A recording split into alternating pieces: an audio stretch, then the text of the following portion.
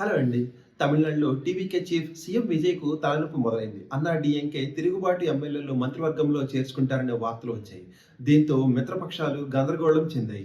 ఇంతకీ ఏం జరిగిందంటే టీవీకేస్ నేతృత్వంలోని ప్రభుత్వానికి కాంగ్రెస్, వీసీకే లెఫ్ట్ పార్టీలు మద్దతిస్తున్నాయి. అన్నా డీఎంకేలో తిరుగుబాటు ఎమ్మెల్యేలు మద్దతు కూడా ఉంది. కానీ ఆ రెబెల్ ఎమ్మెల్యేలకు క్యాబినెట్ బెర్తులు ఇస్తారనే వార్తలు వచ్చాయి. ఈ నేపథ్యంలో వీసీకే నేత తిరుమలవలన్ స్పందించారు. ఆ ఎమ్మెల్యేలకు మంత్రి పదవులు ఇస్తే మా మద్దతుపై మళ్ళీ ఆలోచిస్తామని హెచ్చరించారు.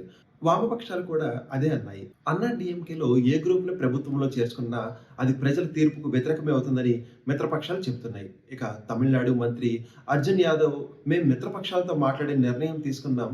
అన్నా డీఎంకే తిరుగుబాటు ఎమ్మెల్యేలను మంత్రివర్గంలో చేరతారని కేవలం ఊహాగానాలు మాత్రమే అని ఆయన అన్నారు. ఇక ఇటీవల అసెంబ్లీ ఎన్నికల్లో టీవీకేకి 108 సీట్లు గెలుచుకుంది. Congress, CPI, CPM, VCK, IUML మద్దతులో Vijay Tamil Nadu సీఎంగా ప్రమాణ స్వీకారం చేసిన విషయం మనందరికీ తెలిసిందే. బలపరీక్ష సమయంలో అన్నా డీఎంకే రెబెల్ ఎమ్మెల్యేలు మద్దతు ఇవ్వడంతో మెజారిటీ 144కి చేరింది. ఇప్పుడు మరో కీలక పరిణామం.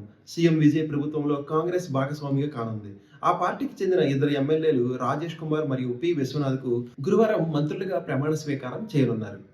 కాంగ్రెస్ అధ్యక్షుడు మల్లికార్జున ఖార్గే దీనికి ఆమోదం తెలిపారు. 59 ఏళ్ల తర్వాత తమిళనాడు మంత్రివర్గంలో కాంగ్రెస్ చేరడం ఇది.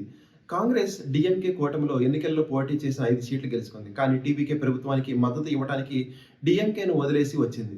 ఇప్పుడు విజయ్ మంత్రివర్గంలో వారికి 2 బెర్తులు ఖరారయ్యాయి. థాంక్ యూ అండి. జై హింద్.